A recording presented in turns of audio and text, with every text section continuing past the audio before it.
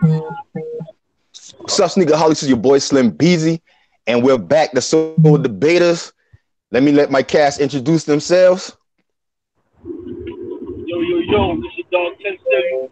Hi. Nice here.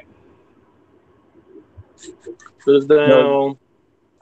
Damn, Fat Boy Clean Sneaks. You in here? yo, this Brazy Kicks right here. That's two C's and a Z.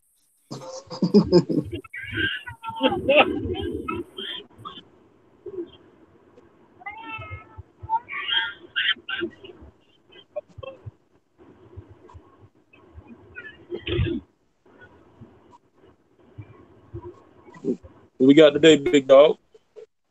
All right, so we're gonna go with the cups and these restocks. We're gonna talk about all these cups that happened All-Star Weekend and everything from this week just passed, and we're gonna speak about all this restocking Nike and Jordan Brand doing. So I'm gonna kick it off with, what was your favorite sneaker release All-Star Weekend? Hmm. I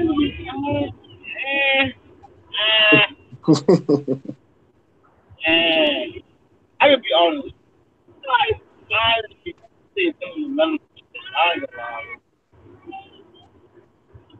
gonna lie. I think it was a little bit of a down year for All Star, in my opinion, man. I know the last few years they've had some good stuff, but this year, I mean, I like the adapts, more for the novelty. The the wave cap sixes, I thought those was dope, but like coming up with the seasons, I didn't think I was gonna get too much wear out of them. Having the hair on them. So I don't know. I think for me it would have probably been adapts. Man, I gotta say the shoes that's sitting right over B's shoulder right there. That's the number one to me. Yeah, That's that the was number mine one. too. That was I my gotta give pick it as to well. that. I gotta give it to that. And then number two, I gotta go with those SB dunks, the SB dunk high, the black sheep. I mean, I think they officially dropped All Star Weekend because they had the in store up there in Charlotte. They just dropped like on sneakers yesterday, but that's still an All Star drop to me. So the blue chills and those dunks, man, both of those. So with the infrared sixes that drop as well, what you think about that? Man, let me start this off because I just so happen to have it sitting right here. I think this is a dope shoe. I think it's a classic sneaker. You know what I'm saying? I think that Nike Air on the back, I think that makes it, that's what makes it dope.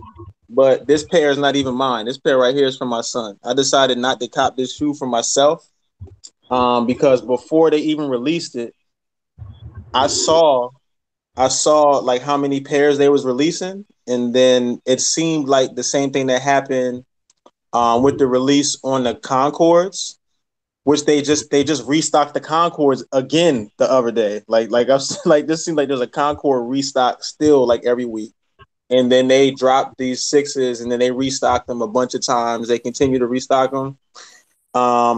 And we already had the hype beast discussion. I guess maybe that makes me a hype beast, but the fact that like there's gonna be so many pairs out there, just made me want the shoe less. Just being honest. They didn't really limit the pairs as much. So, I'm out on the shoe for myself personally. That doesn't mean I don't think it's not a dope shoe, but it's not something I want to spend $200 for myself. I mean, it's not. You don't think it's a shoe you're gonna double back on and pick and put in the collection? I mean, maybe at some point, man, but I mean, how many black and red shoes can I have, man? Like, and especially, a big part of the shoe too that takes away from me. And this is with a lot of Nikes in general, just because I've had so many shoes where the material is nubuck on the shoe. Mm-hmm. It's just that nubuck, man. Like, it's just after a while, there's nothing you can do to save it, man. You can spray it down with crep as much as you want to. You can try to clean it up as much as you want to. Eventually, it just it just gets ashy. You know what I mean? And there's nothing you can do. And sometimes you get scuffs on the nubuck. I've had so many nubuck shoes that after a while you just gotta let them go. You gotta give it up. So I don't know, man. And then the sixes in general, I had like 3 or 4 pairs of sixes. I have 0 now. I got rid of all of them. So it's not even a shoe that to me is like even that comfortable to wear. You know, just because it's not like I'm going to hoop in it or anything. So I just, you know, after having them a little bit, I'm just kind of out on them. So I feel like at some point in time, I'm probably like, you know, like Concords. I mentioned it the other night to 10 City and Bees that I'll probably end up doubling back around and getting them. In a strange twist of events, you know, if I find prom nights for the right number, I might put them to the side too. Oh, okay. All right. Okay. But it's like way down on the list. It's not something that, you know, there's a whole ton of shoes that's in front of that. But it's just one of those things. I think like as the shoe kind of died down a little bit, same thing with the Concords. Like I need that 2018 Concord to really cool down a good bit more before I decide to even put some on. So that's why I was asking if it's, you know, you'll see so many of them out there and it kind of dilutes it, you know, especially like if it's a shoe you like. You know, is it something that you think you might pick up later and just put in the collection? Because I remember you saying it was a shoe you like. You know, but I mean, I think you should at least have it in the collection. I think, you know, throw it in there. Just don't wear it as soon as everybody else is. I just think I think if I ever want to get a pair of them, it's not going to be hard to get them. You know, that's like, they'll be there. I don't see it. And like the Nike Air branding on the back, that was a huge thing for me. But with this particular shoe, you know, I could just put this shoe in front of you. And if you're just looking at this from right here, unless you have like a really, really well-trained eye and you know like the exact colors on every single shoe, you don't know which release this is. You don't know what drop this is that I have sitting here in my hand. Right, just by looking at it right there. They retro this shoe so many times. The only way you know it's the 2019 is if I do this right here. You know, that's pretty much it. That's the only thing that makes this different from the last, how many times have they retroed the infrared? My goodness. Oh, man, I'm not sure. Somebody probably on here knows a little bit more than me, but I know that shoe has been retro. I mean, and it's going to, it was crazy. We know they're going to retro it again at some point. I think the last one wasn't even that long ago. What was it, 2014 or something like that? 2015 maybe? Yeah, I think it was 2014. That's so you still have those pairs floating around. You're going to have these pairs floating around. I don't feel like it's going to be really hard for me to get that shoe if I ever want it. You know what I mean? And I don't know. I just don't want to rock it right now. I like the shoe, but I don't want to rock it right now because I walk around and I see like everywhere I go, I see like 10 people with the shoe on, you know? Like. And speaking of that, like the way they dropped it, so they put it out.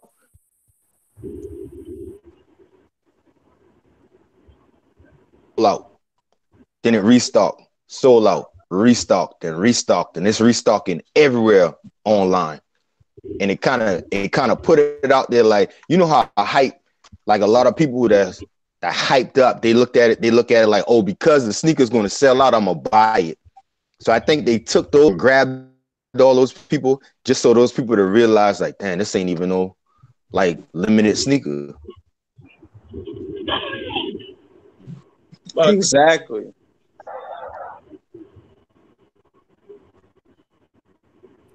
I think if it's a shoe you like, you know, I said once everything dies down, just go and grab them things, man. Throw them in the collection. I think because they dropped like 2014. A lot of people 2014 pair is still A1. They put that Nike sign on the back, and then you thinking like I know that Nike sneaker, it does something for me, but this time around, I couldn't do it. I couldn't see myself having the 14 pair that still looks nice and then turn around and get the 19 pair. Like, I could have seen if I wanted to double up, but this wasn't one of those releases that I thought about doubling up on anyway. So that's why I passed on this release. Yeah, I said originally I wanted these, I wanted the 4s, and I wanted the playoffs or the bread 11s. I said that. I've been saying that ever since I found out about all these shoes dropping, man. And just like I said, right before the release, when I just saw what was happening and kind of got that feeling, the same feeling I had when the Concords released. That I had the same feeling, like, you know, I really don't want these. I got a pair of Concords early. Got rid of them, sold them for like a little small profit, just because it's the same thing. It's another shoe that it just seems it's a very nice shoe. Don't get me wrong, but you know, kind of where my head is at now, I feel like more getting another shoe that I really want, or maybe another drop that I missed, you know, from last year or a couple years ago. I really feel more like investing my money in that than I do in these infrareds. If the time comes where I really want a fresh pair of these infrareds, I'm going to have to pay how much more for them? Not that much, you know. How much will a pair of 2014 infrareds cost you right now if you really want a pair? Yeah. You know, it wasn't that hard to get those before these dropped. You know, now the Concords, I can see that as different because the 2011 was the last time that shoe dropped. Now a pair of those would, you know, that's going to cost you some bread. You're going to have to spend a little bit of money to get a fresh pair of Concords from the last retro. The Infrared 6 just so happens to be one of those shoes that they have re-released a bunch of times. They've released the white infrareds. This particular silhouette, they've just done a lot with it. And, you know, after having a few of them, the experience that I had with the shoe, it made me just all of that went into the reason why I was like, man, I don't really want to do this. And then I felt kind of like validated in my decision after they restocked them like 20 times. You know, that really made me feel like I made the right decision.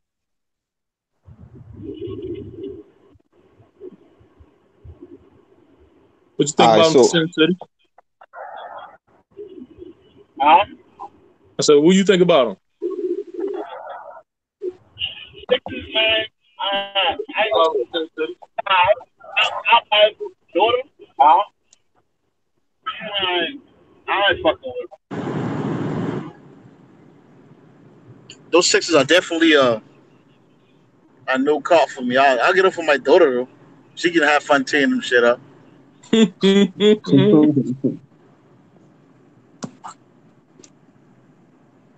you think about those them pointy hair 6s? What's up with the pointy hair 6s? Man, the pony hair's hard, man. They just, like I said, man, when it getting hot outside, I couldn't imagine myself, you know, wearing some pony hairs, you know, with some shorts. Like, it didn't make a whole lot of sense to me. And I think they're still sitting on the sneakers app. No, so I think I've seen, yeah, like I've seen it in person at this moment. Wow. Yeah, they still on there. They're still on there. Wow. Yeah, I've seen it in person. Like on feet, they nasty, but it's just one of them shoes. Like, and y'all know I like them. Still might be a shoe I might pick up later, but like me and 6s don't really get along anyway. But we'll see. Man, now I thought I was going to get roasted for saying that I'm not copping, you know, that I wasn't going to cop these infrareds because I was really strong for months talking about how I was going to get these. So I was fully expecting, you know, accepting to get roasted for not getting them. So no, we didn't do like that. A lot of y'all was talking about these pony hair 6s, like, yeah, man, I gotta have them, man. These is heat, You know what I mean? So I want to know. I want to know how much of this is like the hype factor. Like, you know, if those shoes would have sold out immediately, But they they did. They did. Like when they were on social status and all that, they sold out. And it wasn't until they restocked on sneakers that they set. You know, and that's what kind of surprised me. Like I thought it was going to be a tougher to get shoe because in that moment they were not easy to get. But I think Nike kind of shot themselves in the foot because you're going to get a lot of them people that want it because it was hype. And they kind of shot themselves in the foot whenever they brought it back out on sneakers. They probably could have did without doing that. They probably could have just put them damn pairs, you know, there for All-Star Weekend, and people probably would have gobbled them up instead of people taking L's on them. But how much do you think the 250 has to do with it? A lot. like a lot, like I 250. think with the But I mean, but then 250, again, go ahead. I think with the 250, you could get away with the 250 if you just kept it at like a social status release. Then that Right, 250 would have made sense. But when you made it right. readily available more places, then that 250 people look at like, man, nah, I'm not doing that. So look at that shoe right now on StockX or GOAT.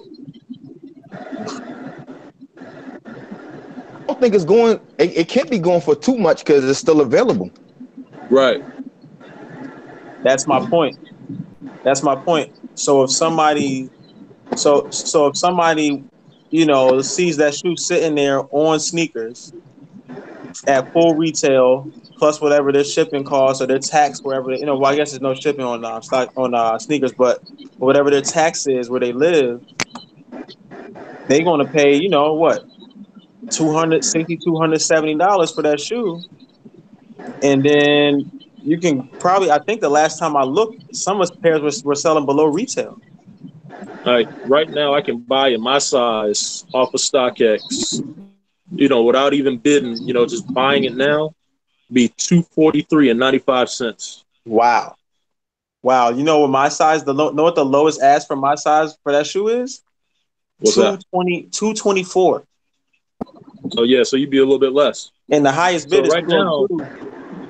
yeah, right now you can get them for less, than what you can get them off of stock and off of sneakers. And I think that's probably a part of the problem too, because while they're sitting, is that you can hop on, even though it's not a huge savings, you can still save some money, on StockX.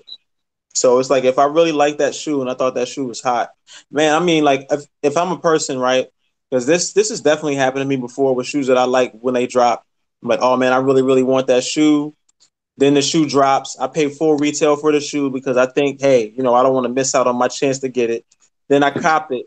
Then the shoe sits, and then I see I can go on StockX or GOAT or any of these other places and get the shoe for less than what I paid for it. That really makes it hard to want that shoe. Unless it's a shoe that you're just in love with, it's straight to feet, you don't care.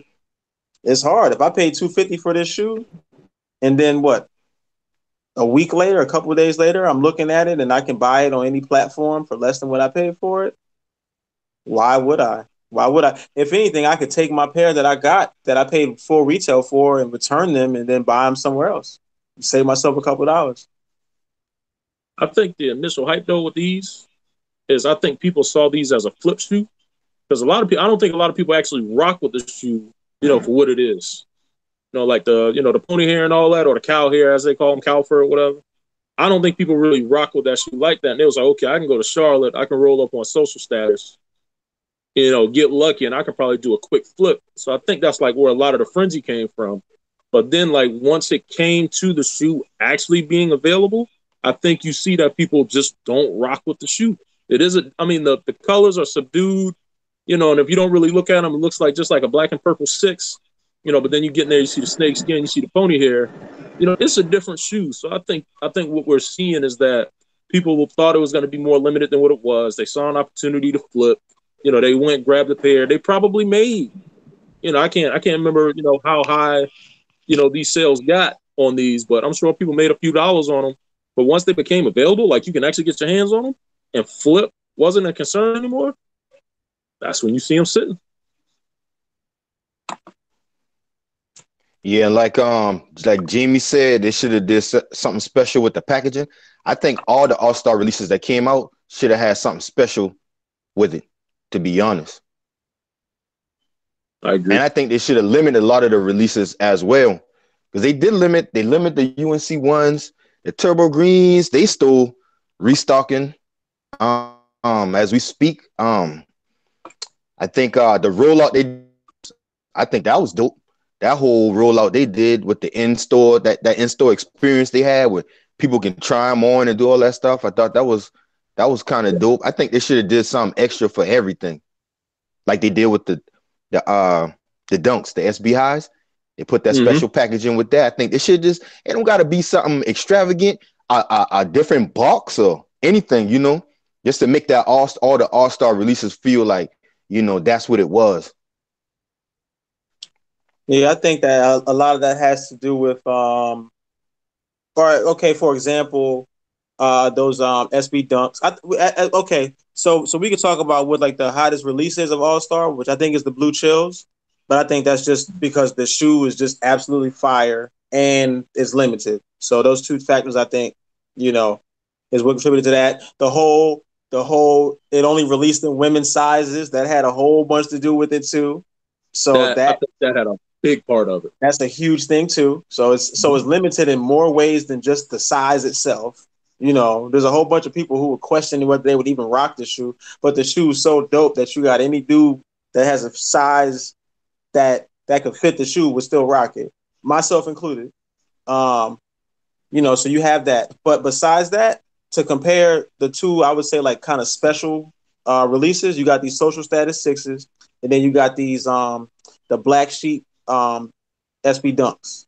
You know, now those SB Dunks, those black sheeps, those shoes sold out immediately on sneakers. There's still different places people can get the shoe, but I think the buzz around, well, no pun intended, the buzz around the shoe is like, you know, it's just different because everything you got with it. You can grab like little shirts and merchandise and laces and lace locks and all that. The way that they presented and they dropped and released that shoe and rolled it out from that specific store, from what's it, Black Sheep or whatever, I think that's what made that shoe. That's what made it what it is. This social status 6, just like Beez was saying, they just put it in a regular box. They released it on their website, I guess probably in store. There wasn't anything special, you know, around it to go with it. And then now it's just sitting on sneakers. And it's just like another pair of Jordan 6s. And you missed one part. They did all of that, and then they charged $250 for it. Oh, well, yeah, that's a huge part. You know what I'm saying? Like, yeah. I mean, yeah. like if you gonna do all of that, like, and then charge $250 for it, you kind of asking for that to happen. Like, you know, I don't know if I see that shoe in the outlet, like I'll just be like, damn, because I'm damn sure I'm a cop a pair, damn sure gonna get a pair. But like I think they did kind of fumble the ball on that. There should have been some kind of special package and something. So I mean, $250 because they're gonna say, "Oh, the materials are premium." Okay. You know, okay. You know, if you find you know pony hair and you know fake snakeskin premium, okay. But I think if they were to you know what I mean. And again, and I'm saying it's because I actually like the shoe, but like I don't think they can really justify $250 to somebody that might have been on the fence about buying the shoe. Now, if that would have been a $200 or even a $225, they might have moved pairs. So you mean it's not real snakeskin? It's not real pony hair?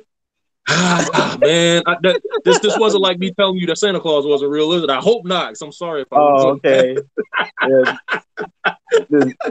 The tooth fairy too. Okay, so the tooth fairy too, bro. I mean, look, but I think that's a big part of it, man. Well, true story though. I really wanted the Black Sheep Dunks. Tried to get them. Mm-hmm. Well, I really didn't even have a chance to get them yesterday. You and my lady tried to get me a pair because I was busy at the time. Wasn't able to do it right, but I was been bidding since then on StockX on the shoe, and I gladly paid well above retail for the shoe earlier today for a pair of those. But you know what? Even though I paid way above retail for that shoe, I still spent less money than it would cost me to get a pair of those social status 6s. So, but that's also because the price point on the SBs was $140. Like $110. Like $110. That's what $140 less, you know, than the pony hairs. And I think, and again, I'm saying this as a fan of the pony hairs. I think that the value of the SBs, the quality of the SBs, the packaging and all of that was far superior to the pony hairs. So if you're going to get all of that value and then the price point is going to start that much, it's like more than half. I mean, that's easy. That's easy because it was the SBs was a dope shoe. Wasn't for me. But like when you look at that shoe and you look at the pony hairs, I mean, you can tell which shoe stood taller for the price point. And I would definitely say it was the SBs. What's y'all take on to Watch the Thrones? Man, you trying to get me fired up, man. I feel like you've been waiting this whole time to bring that up. No, man, we talking about the All-Star releases. Man. That's I'm salty. I think that was the top man. 3. I'm salty, man. I'm salty. I think that was top 3 though. Yeah. I'm gonna say if a top 3, yeah, I'd agree with that. I'm not a huge fan of LeBron's. I like the shoe. I haven't seen very many colorways that I would go run after. I did like to Watch the Thrones, and it wasn't like because it was like a hype or anything. Like I like the check on the side, I like the colorway, I like the laces. I ain't gonna lie, I like that big old nugget ring lace lock, whatever the heck that thing was that was on there, like, and the glow in the dark bottoms. Shout out to Retro Boomin on them, but he had a fire shot. Yeah, of those shoes, man. I mean, a fire shot. Gorgeous. Yeah, it was a gorgeous shoe. I did like the equalities. My son, he balls in them. Had to clean them for him after his game yesterday. I thought those was dope, but them Watch the Thrones, man, are just filthy, man. That's a beautiful shoe. Yeah, I tried to get a pair of those several times. I caught like 4 L's on those Watch the Thrones, and that's the first one of this new LeBron, the LeBron 16. That's the first one that I like out of any of them, and I just think it's a dope shoe all the way around. That was number 3 for me too, for as far as the shoes that dropped All-Star Weekend.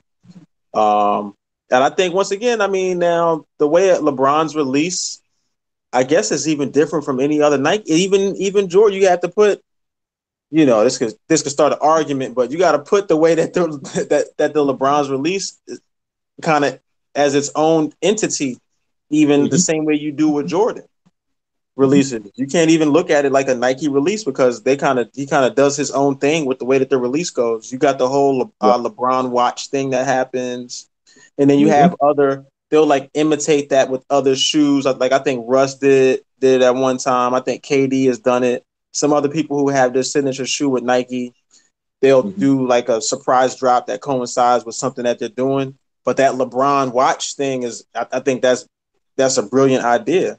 Just having the draw at the time when he's on the court. Like I remember watching the All-Star game. I think as soon as the intros were done is when they did the draw. So whoever, got that W, that was cool. Whoever got the L, that just got them hyped for when they, release somewhere else. And that might be a shoe that I might still get. I might still want the shoe. I don't think it's going for crazy money either. I think it's still relatively decent. Galaxy, what's up with the Galaxies? Man. We almost got them. We almost had them thing, boy. Damn, we almost had them. Boy, I had butterfingers with that shoe so bad. It's not even funny. Like I didn't even try. Because there was another shoe I wanted to cop that's coming up this week. And I was like, man, I'm going to fall back on these Galaxies, even though I really, really like them. I woke up that morning knowing that the shoe was going to drop. I was like, man, I'm just going to let that slide. I'm going to try to get that was the same day the Dornbecker SBs came out, right? I think that was the same morning. Yep. And then, I knew, immediately, I was like, man, I'm going to regret this, real, real bad. And, I ended up regretting them. Obviously, they sold out. On sneakers. One of the local stores got them, and I didn't know until later in the evening. Then I tried to go to the mall. There was an unfortunate event at the mall, so it was shut down. So I couldn't get in there. So, I ended up going Saturday morning and ended up with a size 11 in my hand, and I needed 12, and it wasn't really a shoe. I was thinking about flipping because there's not a huge flip on them. I sent a couple smoke signals out, to some of you guys. And by the time I think I walked out of the store, I'd been out of the store maybe 5 minutes. I hit Beez up to see if he wanted them. He was like, yeah, I'm in. By the time I got back to the store, somebody had grabbed them, like that quick. And I got to the mall when the mall opened. I was there, probably around 10:05, and they were gone. I'm gonna tell you, but in hand, absolutely beautiful shoe. There's a pair I will double back and get. What's the retail on that shoe? Retail was it $220? Yeah, I think 220 because after tax So would it's have been not, like what 238, something yeah, like Yeah. so that. it's not going super crazy over retail, but it's still up there. Yeah, What Lowest was ask it from at my right now? side. Lowest I, ask I from think my it's over side. 300. Yeah, lowest ask from my. It's right around 300 from my side. The last Yeah. sale on my side was 314. If I see a dip below 3, I might jump on it just to kind of like double back. Those Watch the Thrones was a 200 retail. My size right now is 245. Yeah, those are not too bad. My size is even less. I think after taxes, and I always do the expedited shipping from Nike. I always do that. Add that $5. That'd be pretty damn close, to what it would have been anyway. So that might be something I might have to swoop up to. But those are them Galaxies, man. Goodness gracious. yeah. Yeah, Fire, them fire. yeah, them things was nasty, man. Nasty, nasty, nasty. So, man, what y'all think? I mean, we talked about the Blue Chills a little bit. We talked about the fact that there was release. How the release went with some of these All Star shoes. What do y'all think about the fact that they only released those Blue Chills in women's sizing? And I think you hit the nail on the head. We've had this discussion a few times. I feel like that's Nike um slash Jordan brand.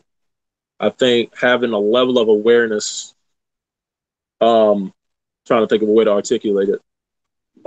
They knew what they were doing by doing that. I think it definitely drove the hype way up because now you do have those guys. Because I felt like for once in a I won't say a long time, but I say for once in the last few years, there was a women's Jordan drop that had a colorway that could have easily been a male. It could have been a male shoe. So now you got guys like me, like that shoe, because I love me some patent leather. I love that color blocking. I'm not a huge Carolina Blue fan, but if I could have came across those in my size, it would have been a shoe I would have bought. I couldn't get that shoe. So now you look at a guy like, I think, Brazy and Bees, I think you guys could have fit the larger size. No, Bees, I think you're 11 and a half, so I don't think you would have been in there. But I know Brazy, you could have gotten a pair like, I think that made the whole thing really, really, really pop because now you had a shoe that was limited, and then you had guys that could fit that shoe. We weren't talking about a pink, white, and black cotton leather shoe.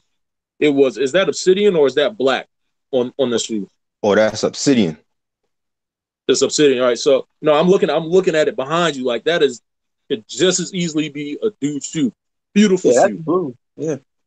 Yeah, I mean, it just really, they did a good job with the colors and all that. And I think by making it a women's sneaker, I think that only drove the hype way, way, way up on top of it being an actual dope sneaker. I think that I think they kind of messed it up for a lot of women that were trying to get that shoe too, though. Yep. I Shout think out 313 Queen. I think that messed But it up for a lot of she got them. 2 pairs anyway. Yeah, facts. So I think that just kind of messed it up. I'm just still perplexed at why they did it. I don't know why they did that because there's nothing about that shoe says to me, especially a Jordan 1 anyway, nothing makes that shoe a men's or a women's shoe. I don't even consider a certain shoe men's or women's. I don't even care about colors, specific colors, because everybody rocks everything now anyway. But if they make the shoe itself, like they form the shoe differently for men and women, or release it in like a limited set of sizes for men and for women, I can respect that. Like for example, a shoe that just released, they released those 720s, those Air Max 720s. They released men's versions and women's versions of the shoe, and the shoe literally is a different shoe itself for men and for women. They did the same thing with the Gundams. They do it, with all different kinds of shoes. They'll release No, a men's version. when you say a different shoe, you talking about the actual construction of the shoe or the colorways they did? I believe different. Yeah, they have like different colorways, and I believe the construction of the shoe is slightly different as well. And that part I don't know, but you could have had because they did do the men's pair in the Northern Lights, that purple pair. They did have those in grade school. So if a young lady decided that she didn't like that blue or that teal color, she could still rock Right. the purple pair. But then again, that also goes into, did they make 3 different shoes? Was the male pair one way? Was the grade school one way? And was the women's another? So that I don't know. I know from just looking at, because we were at the outlet today and there was a 7.5 in there. In hand, that 7.5, it didn't look that much different to me than my pair. I'm not really sure. So I mean, I don't know. That's a good question. I don't know. Well, that's almost like try to get a pair, like, try to look at a pair of men's Air Max 98s next to a pair of women's Air Max 98s, and if it's the same colorway, try to tell them apart. You know, I'm gonna step away for 1 second. I'll be right back. So, other than those, what you think about the turbo greens that dropped as well? I mean, that was well. That there was. I kind of put the turbo greens and the blue chills almost together. It seemed like, because they was happening like side by side, like a day apart. And then I guess maybe just where we are, they had some difficulties with like in store, the shipment arriving, and what store was going to get them, which store didn't get them. So it was just weird. The shoe myself, I didn't personally want. I did grab a pair for Jamie for JP because he wanted a pair, wasn't able to get them, so I grabbed a pair. For somebody else, but that wasn't hard to get shoe. When I grabbed the pair that I had on reservation at Finish Line, they still had pairs available. And I went to another store in the mall. Where was I? I went to Jimmy Jazz, and the pair was just sitting on the shelf at Jimmy Jazz. So it's not like that was too hard to get. There's a lot of people who really love the shoe, people who like the shoe. I personally didn't like it myself. I feel the same way about that shoe as I do about the Hyper Crimson or Neutral Gray that dropped. I feel the same way about those two shoes. I can see why people like it, but not. I don't personally. I thought I felt the same way too. I got the turbo greens on an account that I figured like if the Hyper Crimson came out how they came out, I figured I would have liked the turbo greens as well. But I think last minute, once I had them all in hand, I was just like, do nothing with this. But I thought the release was dope, and I thought it was, I don't know, man, to me, it just seemed like it was some last minute hype because a lot of people wasn't even rocking with it at first. But every store I went to, when I went to Athlete's Foot downtown, the line was wrapped around the corner. APB, the line was wrapped around the corner. And got the Jimmy Jazz Citadel Mall. When we got there, and like beforehand, they said they raffled all the sizes off or whatever, and they just raffled all the small sizes was gone. So I figure all the resellers raffled hit. Yeah. And I think the resellers had hit all those stores or whatever. Yeah. And speaking of that,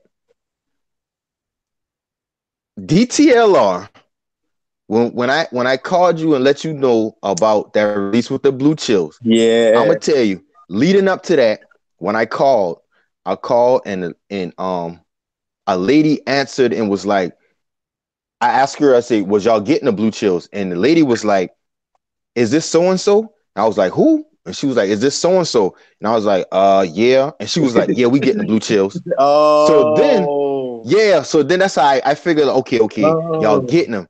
Then the day before, I called again, and another associate was like, I was like, y'all getting those ones? She's like, which ones? I was like, the blue chill. She's like, which I don't know which ones is which, but I know that the ones with the patent leather on it, we looking at it right now. That's why I sent y'all down there. And when you said it wasn't there, I just knew it was backdoor from the jump. From when the first conversation, I was thinking like, oh, that could be just a coincidence. She might just know my voice or something like that. And I was just thinking like, damn, they went over there for the humbug. Yeah. So people don't, whatever. So yeah, I went over there. I was there that morning when the blue chills released. Obviously DTLR was supposed to have them. We're sitting there waiting for them to open. We're like the first ones there. We see the employees come in and everything. And then while we're sitting there, a few more people pull up and park. It wasn't like there was a line out the door, nobody camping, nothing like that. But when it was time for them to open, there was definitely a good, 6 or 7 customers that they had there specifically for those shoes. And when we asked them, are they going to have them? This is the part that makes what you said, okay, I feel like it was even more fishy, because when we asked, like, the associate, we asked her, are you going to have the blue chill? She said, oh, yeah, sure. And this is a couple minutes before they open. And she was like, yeah, we got them. And everybody there was like, yeah, we're all excited, like, all right, this is great. And then a few minutes later, and maybe she went back and talked to the manager and, said something, or she maybe told her, whatever. She comes back and says, oh, yeah, I'm sorry. No, we don't have those. All we're going to have is the turbo greens that drop tomorrow. I'm sorry. I was confused. And I just think if you're an employee at a store like that, at a DTLR, I think it's really, really hard for me to believe that you can get confused between 2 shoes that are dropping. I think you pretty much are well in tune, and what shoes are coming out, because you've been getting a bunch of phone calls. You've been having conversations with people. People have been coming to ask you about the shoe. It's pretty hard. Anybody that works in any one of these sneaker stores in like the mall somewhere or something like that, they've had to sit there and talk to people about releases and what shoes coming out and, what sizes they're available in, all these different things. So, the only logical explanation for that is that she's either really, really bad at her job or... Which is probably the case. I doubt that, man. I doubt that very seriously. Man, I don't put nothing past these people nowadays, man. Because I've been there, I've been to that particular store a bunch of times, and I bought shoes from there. And I've had conversations with people. I don't want to lie and say I had a conversation with this particular person, because I don't know. I don't remember. Right. But I know I've had at-length conversations about sneakers with employees at that particular store, and they seemed like they knew what they were talking about. I don't think you all of a sudden, on the day of the drop, the release, there's people waiting outside the store. You didn't know. You didn't. Oh, I'm sorry, I didn't know.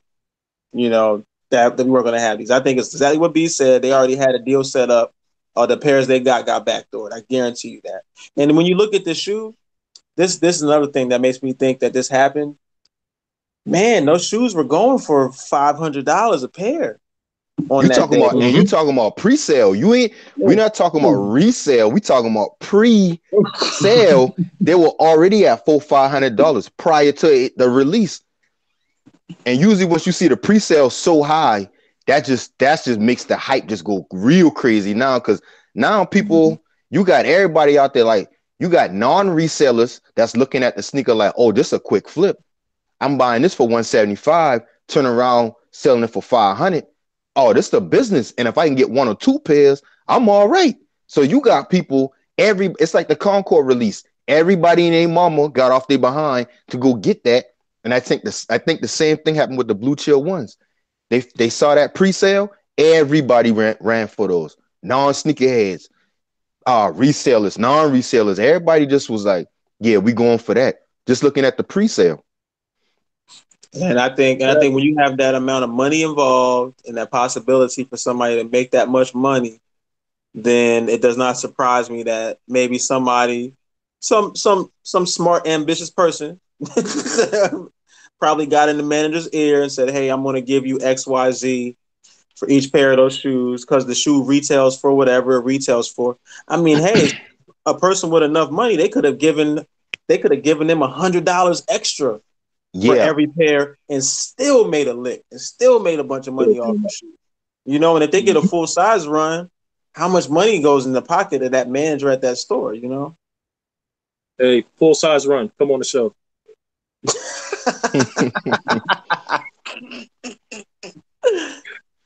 Come on the show. But man, go ahead. I ran out real quick because we was talking about how shoes are being packaged, and I had them out in the car. So you got the 720. If you're familiar with it, you're familiar with it, okay? But pretty comfortable. Well, I actually say very comfortable shoe, by the way. But that's not what we're talking about. So I wanted to talk about packaging. Like, this is the box that the 720s come in. Oh wow, I never saw that. Like this is ridiculous. Okay, it has Air Max 720 wrapping around the box. But look at that damn This is, if you're gonna sell a shoe for $250, $200 plus, it better come in something like this. So like, that the social status shoe and the SB, like if it ain't coming to stuff like this, that's messed up, man. You shouldn't be selling a regular shoe in those boxes for $250. Agreed. Definitely. So what's up with these DBs Nike been dropping on us, man?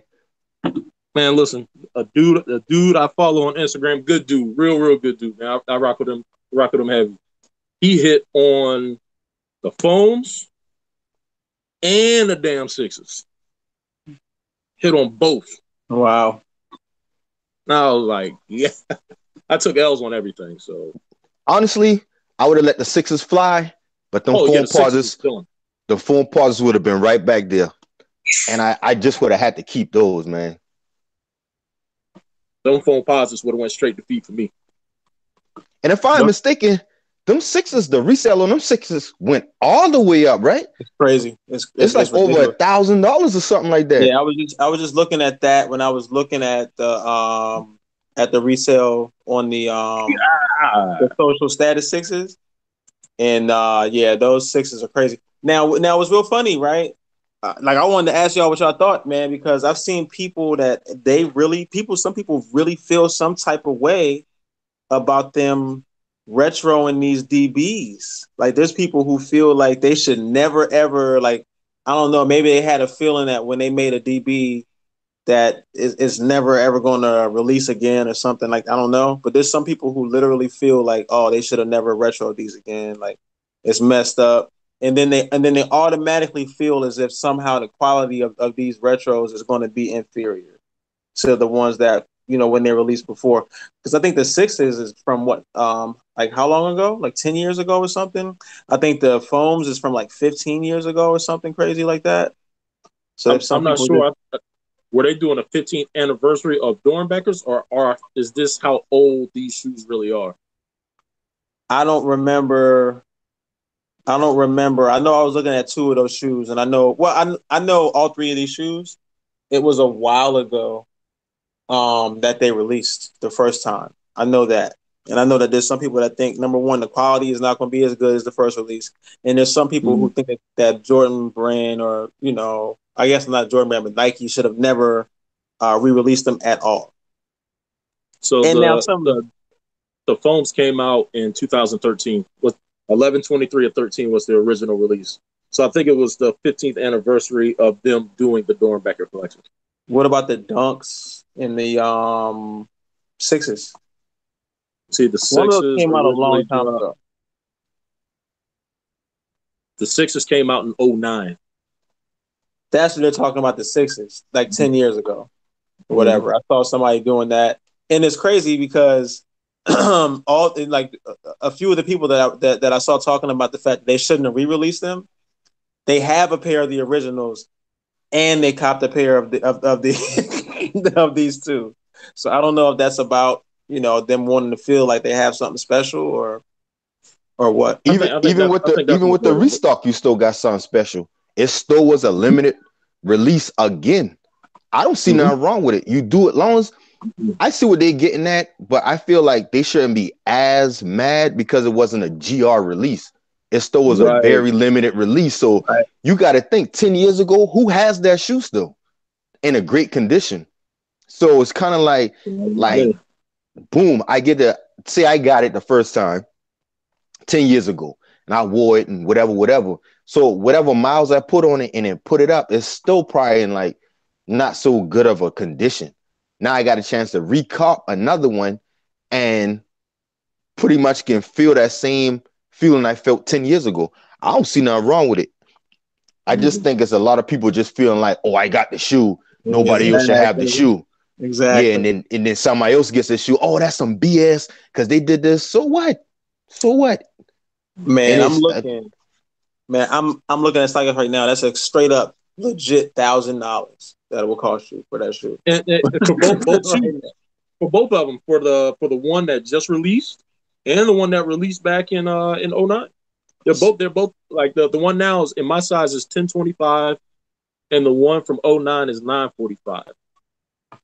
Now the one video I saw, I don't know where it was. I always forget where I see stuff. But the person, this is what was so funny.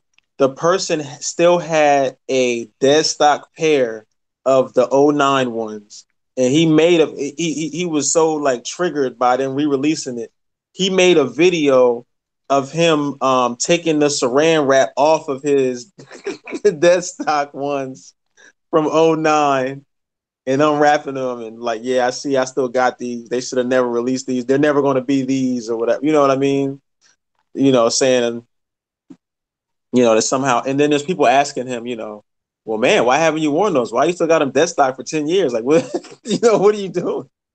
What are you doing? Why do you have them?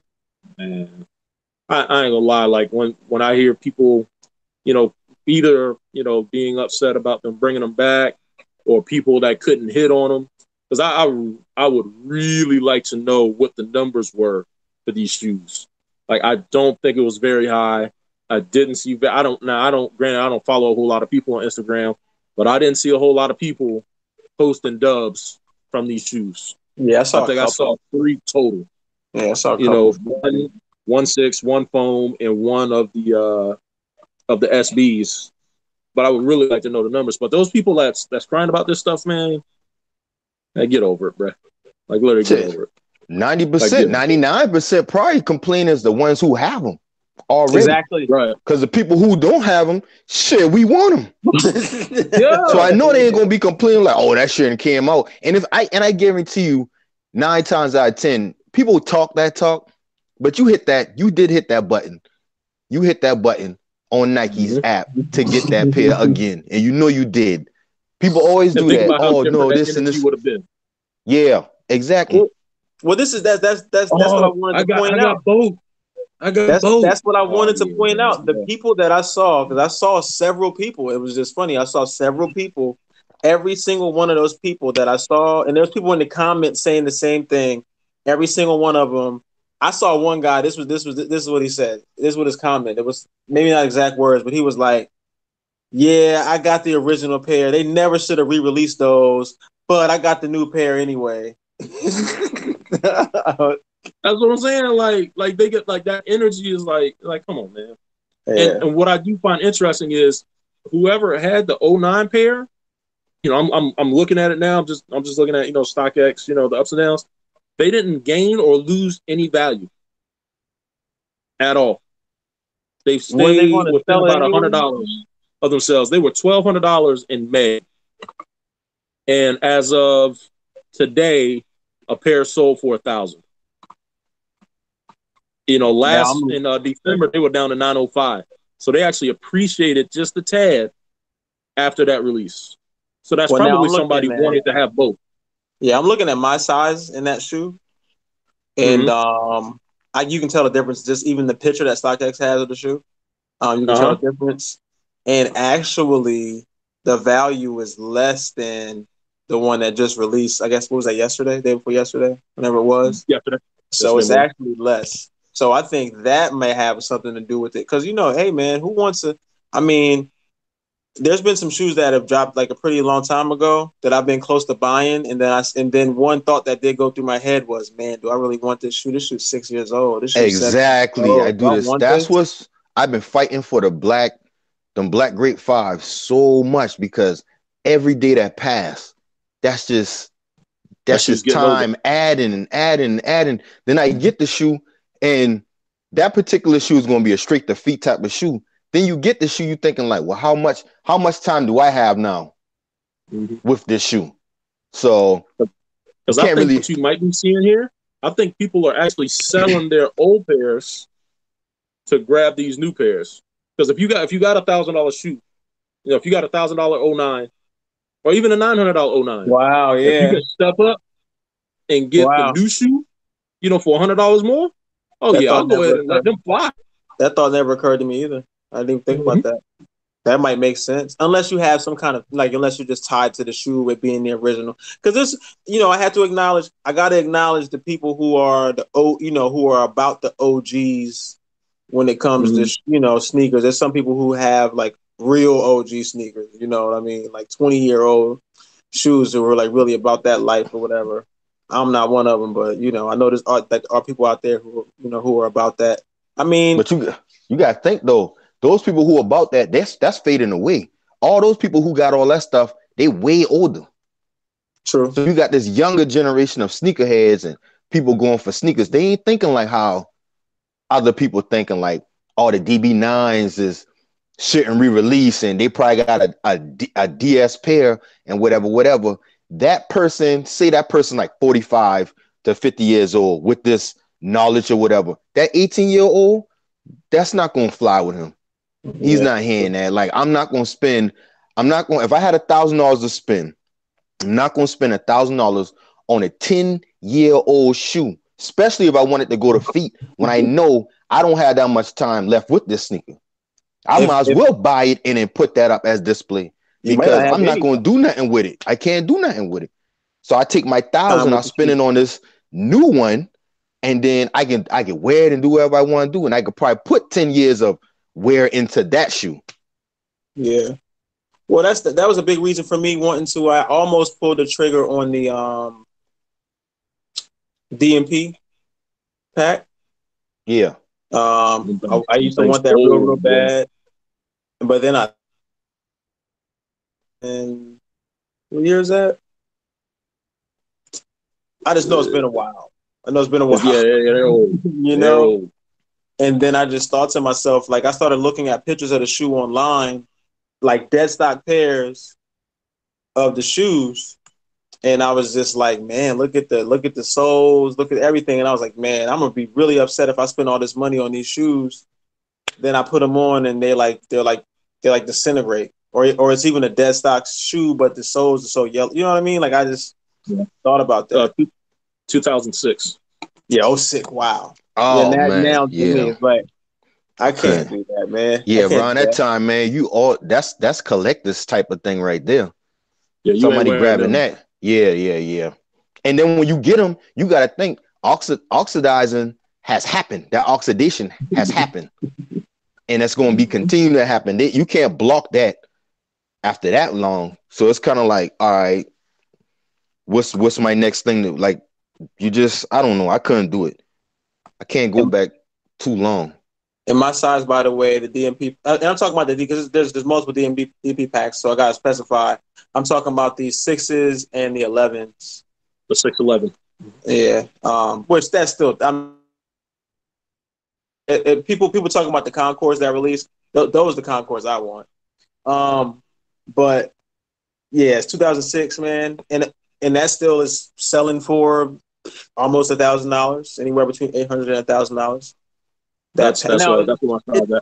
It is two shoes, though. It is two pairs of shoes, but it's also two pairs of shoes that are now bordering on 13 years old. So those shoes are as old as my son. Yeah, I'm about to say there's kids in middle school that were born after those shoes released. Shadow Black said, yeah, 10-year-old shoe, I'll be scared to hit the bricks in the car.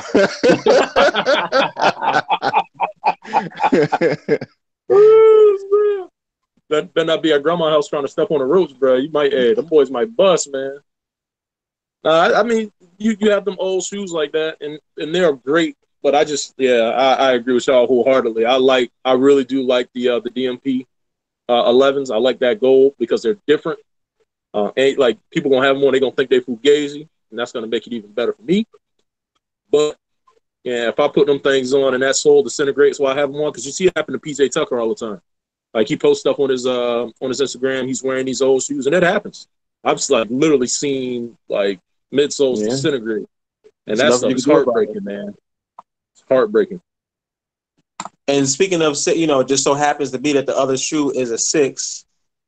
That man, we talking about the focus goes on the 11s, but imagine that Jordan 6 with the gold accents on it the new buck. Imagine what that shoe's like. You know, even if they have not, if it's never touched the ground, it's just almost impossible. Because I guess the best example that I have is I got a pair of the Thunder. And Force. yeah, and that's 2012, I think. No, 2012, I think. Maybe it's not that old. I just know it's a few years old, man, that shoe. And I can just tell, I can just tell when I wear the shoe. I can look at that side by side, like with these brand new sixes I have next to me. And the material on that shoe will never ever look like it did originally. Just because how the new buck is just going to fade. I like to call it ash. Yeah, 2012. So that's probably the oldest. That's probably the oldest pair of shoes I have. Are those? And now I'm realizing, man, it's 2019, man. When these shoes drop, these shoes is border. You know what I mean? Like, so I'm thinking about, when I go and wear that shoe, I'm not going out doing any kind of crazy activity in the shoe. I'm not going to hoop in them. I'm not going to do anything like that in the shoe.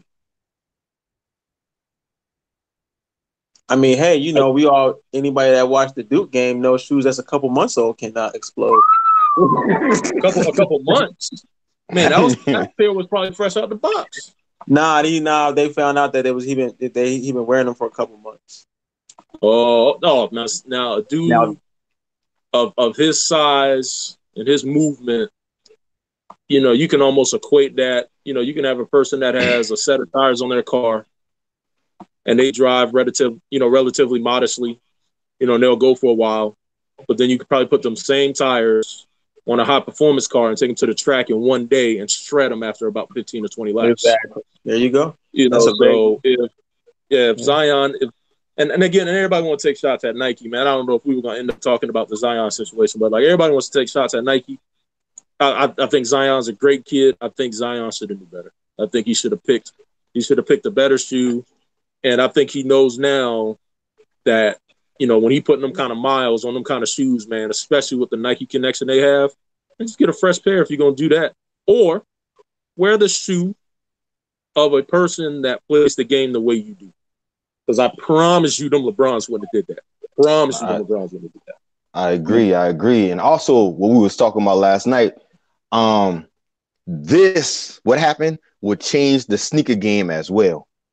All Adidas going to the drawing board, Nike's going to the drawing board. All these sneakers are going to the drawing board because, Puma, everybody. Just because Zion blew out them sneakers, everybody want to be. I want to be that company to innovate the shoes for them type of guys like Zion. You need to buy the sneaker that we make, and I'm guaranteeing you, as soon as that happened, everybody went to the drawing board. Now, when you saying that. Where do you think Zion's gonna end up? Nike, man. Gotta be. I tell you, man. I could if I was Zion and I did that move and I broke my knee and leg, I would have healed up and still signed with Nike.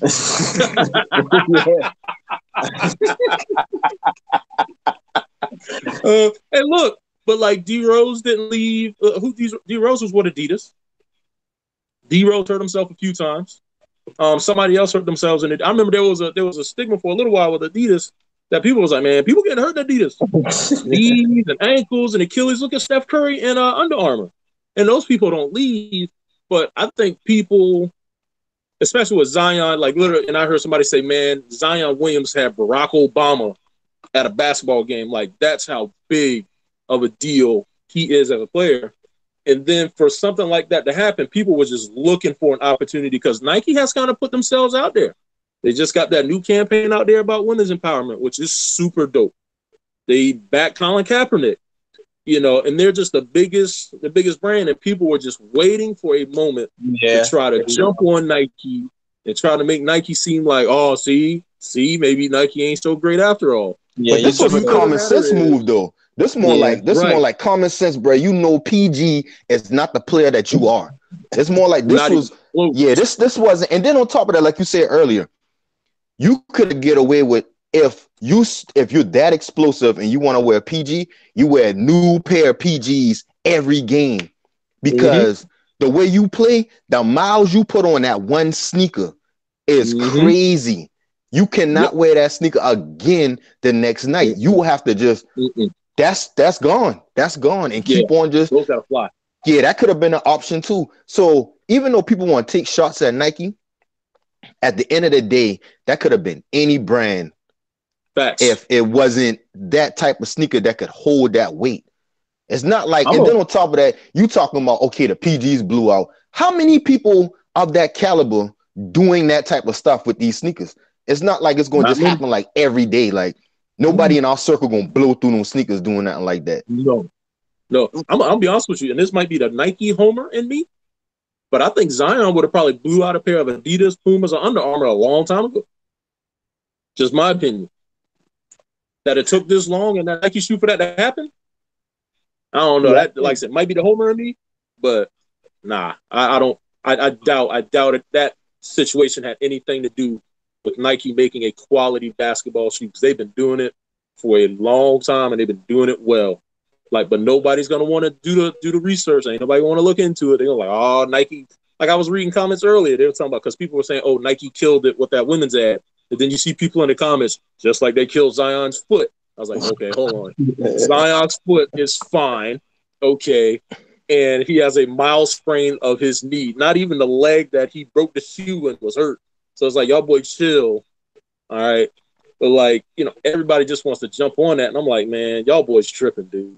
Like y'all nuts. Man, I think you took the words out of my mouth about Nike having a target on his back right now. I think that, you know, Nike's they're the one everybody's gunning for. If you talk about the sneaker, just the athletic apparel in general, they're looking, you know, to find something negative to say about Nike, for sure. Now, I will say that if he decides that he wants to sign with Nike, well, I think, first one was, I'll say, I think there's no way he doesn't sign with Nike. I really don't say that. You know, I really don't see that happening. I do think what you're saying is right, because I've, you know, like I watch a lot of basketball, I watch a lot of college basketball, and I noticed the players who were like sneakerheads, because basically what they have is something that we would all dream to have. Like, what I can pick out any Nike shoe to wear, you know, every night when I play ball. You know, which would be like a dream. And you see some kids on some of these schools just take absolute full advantage of that. If it's a Nike school where they're wearing, I've seen those kids out there playing in, you know, just shoes that are dope. I've seen kids playing in playoff 12s. I see them playing in cool grays. I see them playing in any Jordan you can think of, any kind of, you know, whatever. So they have the full pick of like what Nike shoes that they want. I personally think that, you know, he's going to sign with Nike, and I think whenever he gets back out on the court, he's definitely going to have a different shoe on, and he's definitely going to look at what his options are as far as what he can wear, because he has something that pretty much, you know, very few human beings have the ability to do. And I'm not talking about his skill in the basketball court. I'm talking about he gets to sit down and pick pretty much any shoe, any basketball shoe that Nike's ever made, and say, all right, that's the shoe I want to play in. You know, and you know, why wouldn't he? And I think maybe he's just made a decision that he liked that shoe. Maybe he liked how that shoe felt when he played in it, or whatever. Maybe he never experienced that before. I guess with, you know, some of the shoes he had when he was playing in high school, or whatever. And bruh, this is not the first time that somebody's done that to a pair of shoes. By the way, I want to point that out. Right. This has happened. Right. This has happened in different sports. This has happened. You know. It's just it happens to Ginobili all the time. Yeah, I mean, this is Ginobili used to blow shoes out all the time. So it's not like this is something new, you know. But you know, Nike has a target on his back. They got a target on their back, but it gives them a chance to be even more innovative. Because they will get all they gotta do. Imagine them getting Zion in whatever room or whatever this thing they do, and have him practice that move he did to blow them shoes out. And they stamp that move where they know, like, people of that stature, you can be that agile and move and do this and do this and do that, and we got you. Full support and all this stuff like that. And I don't look at this as a bad thing, because like I said, this could have happened with any sneaker. So now that it happens, now so it don't happen to the future players of his status or his statue. Now they got a chance to like fix this situation. And I agree. I believe Nike will have Zion Williamson come next year. Like, and it's anybody thinking that Adidas is going to slide in there, Puma will slide in there and get Zion, and I don't think it's going to be because Adidas and Puma aren't going to present a good shoe. I don't think it's going to be because they're not going to throw enough money. I think Nike knows the value of Zion, and they might even feel like they owe him a little something. So I think they're going to absolutely throw the bag at him whenever that time comes, and they're going to put him in a dope shoe. Like, it wouldn't surprise me if Zion ends up getting a lifetime contract in his rookie year, you know, and him and LeBron getting together and, you know, doing whatever. Like, I can definitely see that happening. So, you know, everybody want to try to take that time to take a shot at Nike, but Nike has shown anytime you put their back against the wall, they normally come out much strong on the other end. See, you know, Adidas, you know, year before last and what happened last year. Like, Nike is very good with rebounding, no pun intended. Yeah, but there's teams of people at Nike, at Adidas, at Reebok. We don't talk about Reebok at all, by the way. Just throwing it out there. At Puma, Allen Iverson. There's people at Puma, and not just shoe companies. Every other product that somebody that they think this man could sell for them. There's teams of people getting a presentation ready to pitch to this man to have him endorse for them. You know what I'm saying? He's and he's marketable too, man. What's the word? He's got the world in the, you know, the kid got the world in the palm of his hands right now. You know what I mean? Mm-hmm. So there's a bunch of people. So, you know, they're gonna throw the bag at it. They're gonna throw the presentation at him or whatever. You know, when it's time for him to go in the league. You know what I mean? So yeah, I don't think Nike gonna let that one slip, man. Because I really feel you know they've been telling this story a lot about how they lost out on Steph Curry. And they completely, and again, they've shown that anytime they've dropped the ball somewhere, they come back and they pick it up later. They come back much stronger. And it's because, you know, you look, I think in that time they were trying to get KD and they had Steph at that time. But then I'm going out on a limb. I would say that Kyrie now is probably in that spot that Steph Curry would have had with that price point, cost-effective shoe. And I actually think Nike did a better job with having Kyrie because Kyrie is really plugged in sneaker culture. Like, if you look at some of the colorways and whatnot that he puts out, you know, like the lobsters and all that, like, his colorways are nasty. And I believe, I don't know if it was last year, I know year before last, maybe it was the best-selling signature shoe. You know, it's $110. Is he number one? Did you hear what LeBron said? Did you hear LeBron's interview? No. So LeBron had an interview at the All-Star game. He had an interview. He had like a nice interview, answered a bunch of questions, and then it started going on to the, you know, he talked about Kyrie, and I remember he said, "Man, I love Kyrie. I love his shoes. My kids love his shoes." That's what LeBron says. And if you look at pictures and videos of LeBron's kids playing ball, they're wearing Kyrie's. That should tell you a lot. That's pretty huge. He did mention that's a telling thing. You know what? You know, speaking of that same interview, he mentioned the Watch the Thrones. He talked about those in that interview, but he talked about another shoe. But he said like, I really can't say anything. But we got something else coming. Y'all know what he was talking about? Nah. Yeah, he said. Better not be a South Beach. He said, I can't tell y'all, but it's something coming. So that's what LeBron said. This is from LeBron's. You know, LeBron said that. He said, I can't get in trouble. I can't tell you. I can't let the cat out of the bag, but I got something coming. So. Oh, and you know what? And this just happened when I stepped away. We were talking about Kyrie's. So my homeboy, his girlfriend, has a little boy. I think little Clayton is probably like 8 years old. As I was coming back in the house with the 720s, she stopped me. She said, "Hey, you seen those new LeBrons?" I said, "Yeah, I seen them." She was like, "Yeah, Clayton just got a pair." I was like, "Oh, word?" And she was like, "Oh, and he got another pair too, Kyrie's." So like, and I'll tell you something. You know, and I think Clayton's a cool kid. Clayton is not like really like an athlete or anything like that. But like when Like you see them shoes, like it resonates with those kids. Like them kids see it and they love them. Kids like love he them. is jacked about them shoes. He got the bread, Kyrie's, and then he has the black and gold LeBron 16s. Now, I mean, I would love to see him go out there and ball in them. I haven't really seen him play basketball or anything like that. But those shoes, man, parents buying them and they go across all demographics. And I think it's like that because they're so cheap. And a parent would rather spend, what is it, 125? What is it on them? If I were to buy a pair for Carter, they're 110. Oh yeah. Think about that. 110. So I can buy my kids 110 a pair of signature shoes. That's still dope at the end of the day. And I don't gotta go spend, because just think, like, you mess around, boys' feet start to grow over time. Once you hit that 7.5 mark, you up here with us. It's over. 190, 200. Yep. So these right here were, I think, like $175. These are size 4.5. How much were those? These right here, these were full price. These are men's shoes. These are for my 12-year-old son, but these the same price it would have cost me. So 200. So that's like, you think that's 200.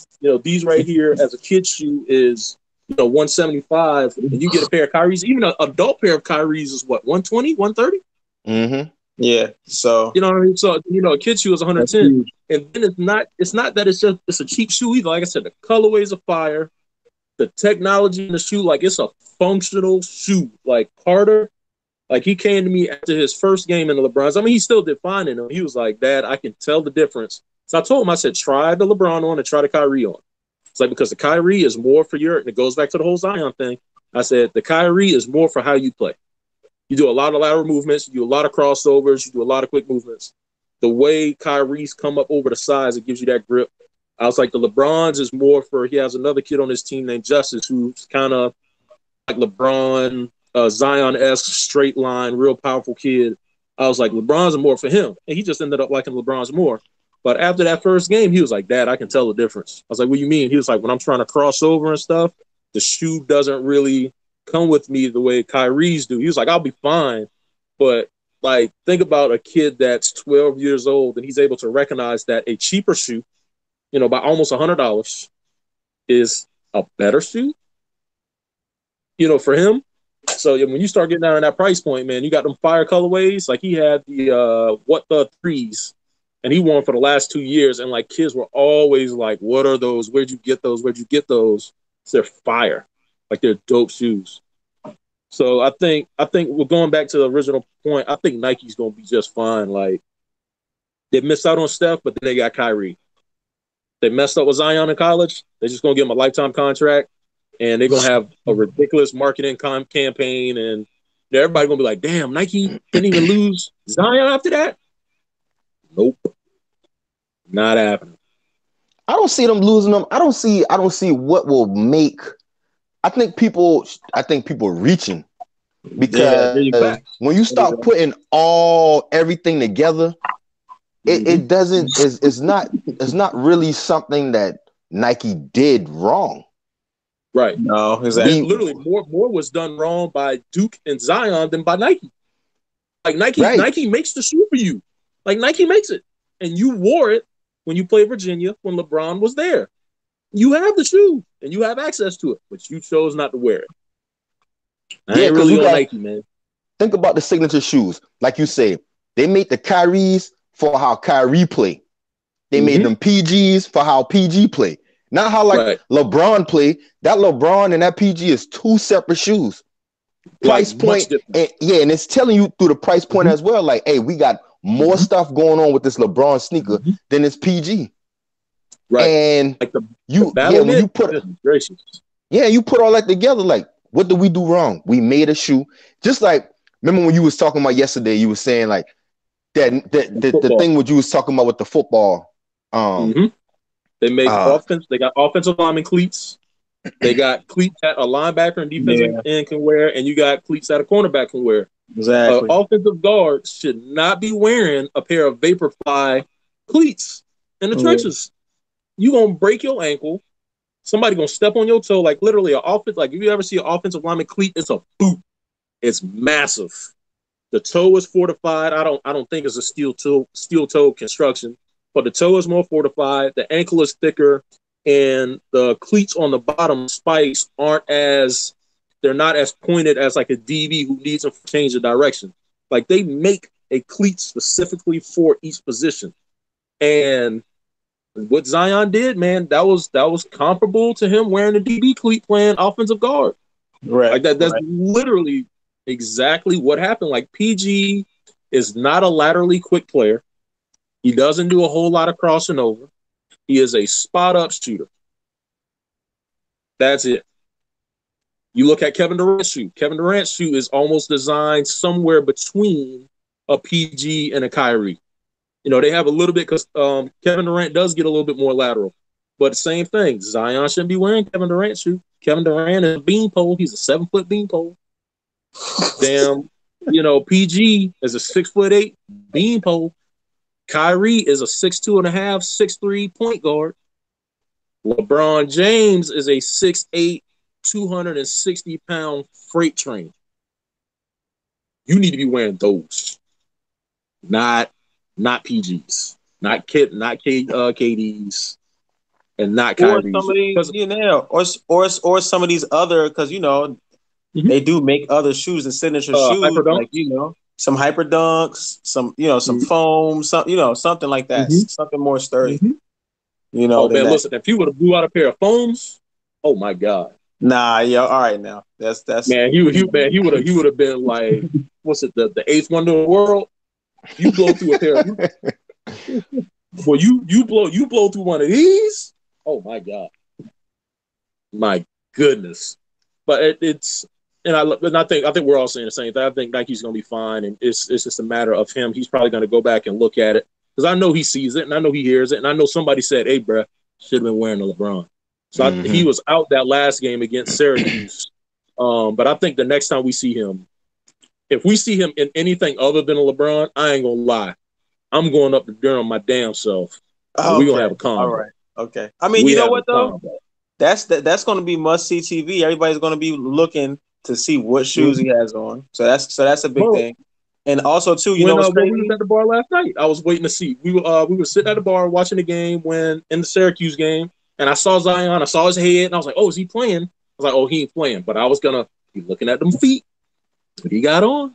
Well, you know what's crazy though? We've gotten to the point with athletes like this now, and that analogy you said about having the offensive line cleats compared to like a DB cleat. Any sports you can think of, depending upon what position you play and what you're actually out there doing, you're gonna have different equipment. You know, you got different face masks depending on where you're at on the football field. You got different shoulder pads on. If you're playing baseball, you know, you're gonna have different gloves for different people. Different people need different equipment to get a different job accomplished, right? So we know that. In basketball, we ain't really talked about that a whole lot, but now we have this person who's so explosive, so powerful, can do so much at his size that we're now sitting here talking about basketball shoes the same way we talk about football cleats, you know.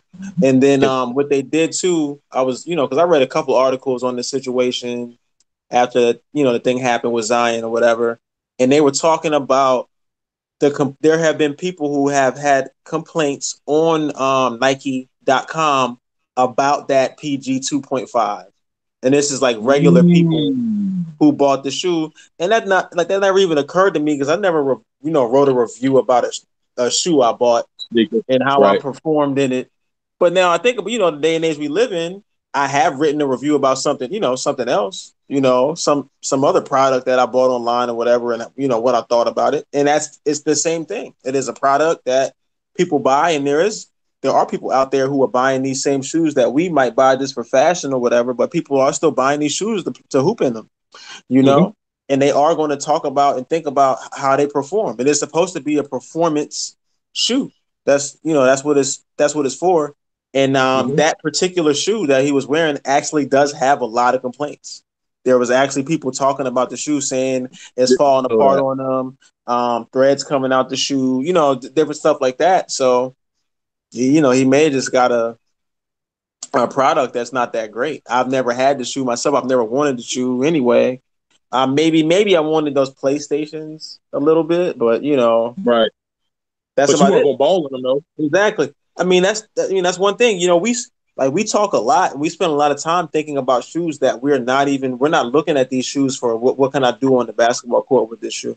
All I care is about how does the shoe look, how's it constructed, what's the story behind the shoe, what's the price point, how many pairs are going to be released. You know what I mean? Like my whole thought process behind this shoe is not even anything having to do with playing ball in it. Half of the shoes I'm talking about are when did these sixes come out? 91? I'm talking about 25, 26-year-old technology. And somebody in the chat is saying that what happened with Zion was on the equipment manager because he was supposed to switch the shoes out after 4 games. When you play at a high level like that, those shoes should have been switched out. Definitely. Agreed. 110%. Yeah. And to me, that makes sense because I was wondering, I was like, man, how did it get to a point where I feel like the equipment manager, because I remember we went, back in 2014, we visited, the University of Miami, and we were in their locker room and we met with their equipment team. Like that guy, like that equipment manager is like a savant of everything that Nike sends, gloves, cleats, and stuff outside of Nike, helmets, chin straps, mouthpieces, visors. Like he knows everything about everything. And I find it like shocking that the equipment manager did look at Zion and say, hey man, I know you Zion Williamson, but you wearing the wrong shoe, bro. You need to be wearing LeBron's. Well, it's not even and that. He might have, but like, man. Yeah, but he could have. You know what? We're all saying this. He needs to wear LeBron's. He could have still been wearing the PGs. If he loves that shoe, likes how it feels, he could have worn that. But he can't wear that. Just like my man said in the chat. You ain't wearing that shoe more than a couple games, man. You shouldn't be wearing that. The amount of punishment you put on the shoe, man. He was wearing, like I said, the shoe was like 2 months old, bro. God. So yeah, from everything all of the sweat and everything that got in that shoe. I mean, that's like driving on a tire without rotating them, bro. You're gonna get a blowout eventually.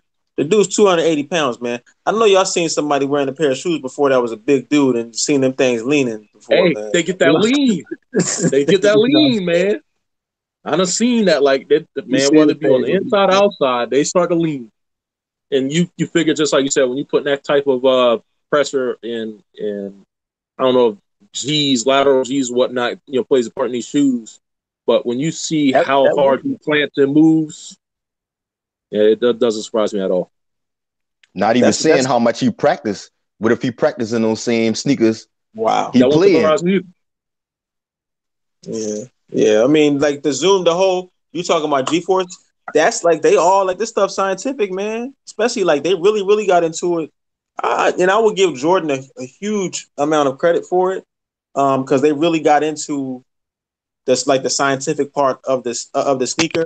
You see a lot of Jordans that came out back in the day was the first shoe to have a certain feature or element in the shoe. Like I think the carbon fiber shank was one of them. Yeah, the carbon fiber shank, putting the Zoom Air in the shoe, all these different things, and then all these other brands came out with different technology. You got like the Reebok pump, you got like Puma disc, like all these different lacing systems and cushioning systems and all that. Remember the DMXs, the Reebok DMXs and all that. Yeah, the Hexalite and all that. Hexalite, all this stuff. So they've come out with Puma Cell. I think they've had all this different cushioning and whatnot technology specifically for this. And I think a big part of Zoom Air, because I remember back when I played high school. This is like ball. This is like in the 90s. It was a big thing to choose between whether you were going to get like a shoe that had Air Max sole, or whether you wanted a Zoom Air sole, or the combination of that. And that was a huge difference when you was out there playing ball. You just felt different when you're playing on Zoom Air compared to playing with something with the Air Max sole, or just like a regular cushioning Nike Air shoe or whatever. And you could tell the difference. That Zoom Air was specifically, I think, made to be lower to the ground and for you to have more lateral, better lateral movement and whatnot. But for a big dude, I don't know. Dude, I'm literally looking at an article on popular mechanics. Like they actually did a scientific breakdown And they broke it down the Zion shoe. of the shoe. Yeah. I'm looking at because what I wanted to know was is that shoe constructed with like a carbon fiber shank and all of that? Because I don't think it is. Like I don't think because I believe that carbon fiber shank and I'm just using a phone because it's close, but like all of that is a carbon fiber shank. Like this is all that area that Zion blew out. Like it goes all the way around into that section. And I think, with a PG, it is a more inexpensive shoe.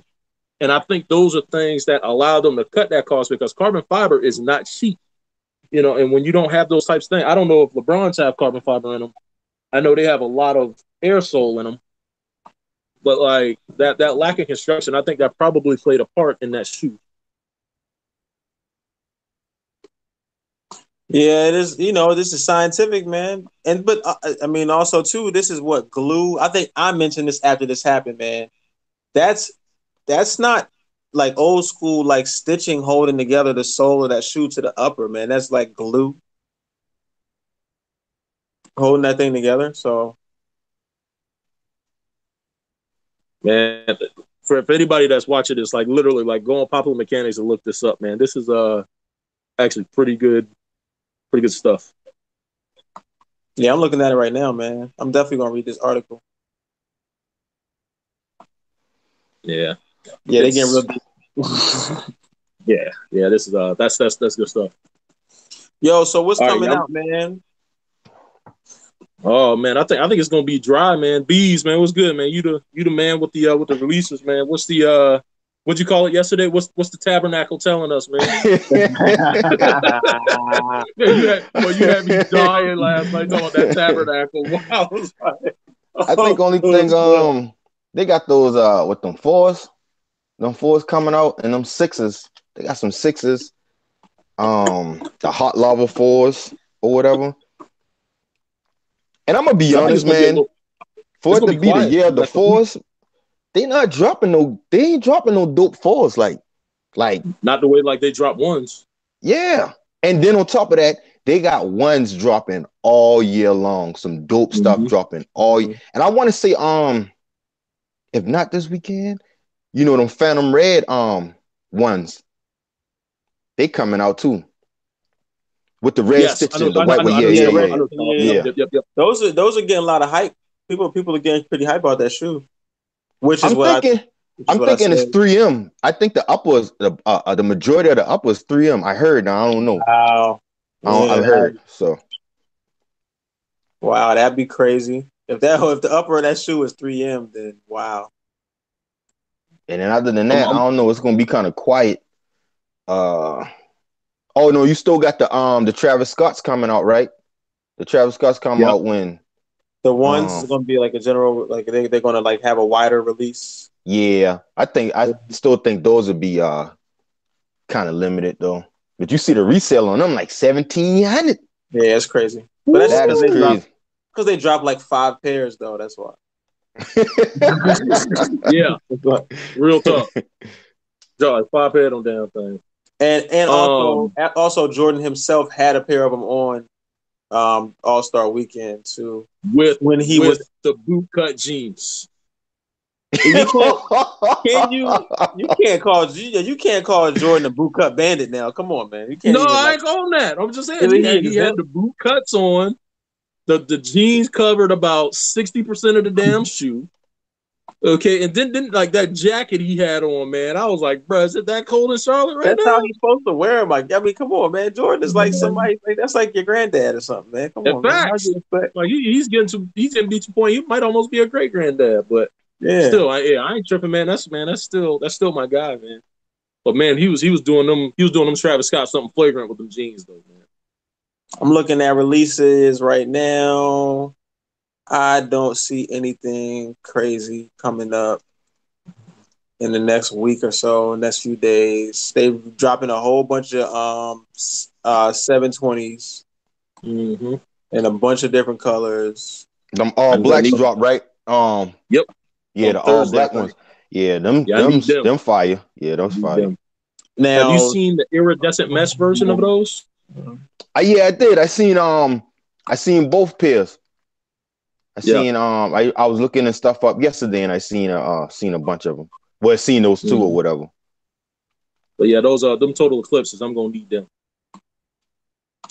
now, And they're not going for too much right now on StockX either. You can get them for almost retail. now talking about Zoom Air, supposedly they are retroing the LeBron 3.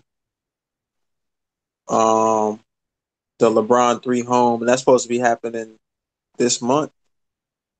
Oh, they said they already released it. Oh, I guess I'm late. Oh yeah. They've released that. Mm-hmm. Oh, they released that late. That's a dope silhouette too, man. It's crazy. That's a good looking shoe. That's the they had the Superman colorway of that too. Yeah, they had the Superman colorway of that. But I'm talking about I'm not another colorway that I'm seeing. That's what I'm talking about. I'm talking about this black white, the black and gold. It's like black, white, and red. That shoe actually looks pretty dope. They got like a bright colorway. Two I want to talk about. How about the ones from Saturday, the Defiance, the ones? What y'all thought about those? No, I'm out. I'm all the way out. I'm all the way out on that. I got a guy I follow on Instagram, and he was throwing some serious smoke at him. Brazy, I showed you the picture of him. Yeah, that was crazy. The quality on that leather, even though it has like a bit of a sheen, Brazy said it best. Like when he looked at it and he couldn't see any grain in the leather, I think that was like mistake number one. That's what I was Number two, what I saw, like that stripe that's on there that they painted on there. If you actually see anybody's pick, like it's because it's right in that. Let's see if I got like right in this gap. I think where it comes around, I think it's like right in this gap here. It's like the paint was like sloppy. It was like real sloppy. Like you got this whole thing that comes around, but like the paint didn't go down and sit over that panel. It's like you can almost get your finger like up underneath the paint. And then with it not having any kind of tumble or any kind of grain, he showed me a picture of the toe box. It looked like a folded piece of cardboard. Like, you look at like you look at like a shadow, you can't even really see what my crease is in these because it has so much grain in the leather. But in those couture, it literally had like a hard like line in them, and it looked bad, like really, really, really bad. And his exact comment was, and he's a sneaker customizer too. So we're talking about a guy that deals with these materials and whatnot all the time. He said for a shoe that was supposed to be premium, he said it just felt like plasticky leather. He was not a fan, and like the pictures I saw, I had to agree with him. On top of retail being $175, right? So they bumped you up 15, and then the quality wasn't better. Now I'm good, especially after seeing turbos and hyper crimsons. I mean, hell, we can go back to shadows. You talk about how disrespected shadows were. The quality on this shoe was pretty damn good, and this was $160. I love my shadows. I got a funny feeling, man. They gonna be. I think they can. I don't know now. Don't beat me up, but I think those them couture, them Defiance. I think they might be. I don't know. They might be kind of dope, man. I can see how people would like them, man. Yeah, but it seems like the execution's off. Yeah, that's my whole point. Like, okay, I see what they're trying to do. They're trying to make it like a fashion. They're trying to make it like one of these shoes that you see, one of these like probably some Bremwe shit, man. High-end, exactly, like one of these high-end brand shoes that you see, some Balenciaga, Gucci, Louis, whatever shoes, give it that feel in a Jordan 1. And I like it.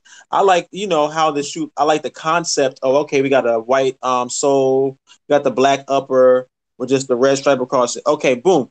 Give me the same exact shoe as even that Shadow or Rookie of the Year ones or any other Jordan 1 that we all think has pretty decent quality. Make that same exact shoe, but use that leather on it, man. Like this, I can tell by looking at the shoe when I first saw pictures of it. I was like, oh, that's the leather you got on, a pair of mids. like regular Some Air random Forces. mids. That's like Air Force One leather, man. Like, come on, man. Yeah, no, I think it's less than that. You know, like, come Like on. Man. they just look bad, man. Yeah, I get them in hand here soon, so I'll get a chance to really see, and I'll bring it around y'all so y'all can see it too in hand. So Maybe like, you know, got a reserve judgment. Maybe your boy got a bad pair. You know, that happens too. yeah, and that's literally what I was just about to say. I mean, maybe he got a bad pair. Like, I'm just looking at a picture of them. I'm gonna tell you, I don't think we're gonna see a whole lot of change in the grain and the leather. I think the leather's gonna be the leather. But the way that stripe is painted, that's what concerned me the most on that shoe. Like, it didn't look very good. now my second one is the Dream It Do It 9s. What y'all think about those? We talked about these, man. Remember? Oh yeah. We talked about these. those. Yeah. I like the idea. Like, I'm repeat what I said. I like the idea because I'm not big on 9s. I have never owned a pair of 9s. I don't like 9s that much. But the reason is because of how the shoe's constructed. There's not very much you can do with it, like color wise. You know what I mean? Because it has a bunch of like large panels of material on it. So you pretty much got to choose, you know, what panel's going to be what color. In that shoe, what I like is that they kind of went outside of the box and made different. They made different panels on the shoe, different colors. I love that idea. I think if they chose some different colors than what's on this shoe and on some 9s, I'm with it. I just don't like the colors they picked for this one, but I like that idea. I like to see them do that with maybe, you know, some black and red, or some game royal, you know, whatever, some different colors and use different panels on the shoe for that. The 9s that I do like are, what are those 9s that are like they got a lot of 3M on them. I forget what they are. That's like maybe the ones that I like. I know what you're talking about. I know exactly what you're talking about. I just don't know the name off the top of my head. I will say that it looks like the leather quality on these 9s are going to be pretty damn good. Yeah, it looks like it. It looks like it. Mm-hmm. It looked like it got a little tumble to it. Yeah, because ordinarily, like, they don't. Like, I have a pair of the Space Jam 9s, and they don't have a whole lot of. It doesn't have a whole lot of tumble to it. I mean, it's a decent grain, but there's not a lot of tumble to it. It's pretty simple shoe. Yeah, the Space Jam 9s, the leather was kind of trash. Yeah, it was. Yeah, it was nothing to write home about, like, at all. Yeah. A lot of the 9s, Mm-hmm. the leather is pretty not as good as other things or whatever, other silhouettes. Was it like that on the bread 9s too? I don't even really remember holding that shoe. I remember taking a picture of it in my hand, but not really paying that much attention to it. The ones that was most, I had a lot of patent leather to it.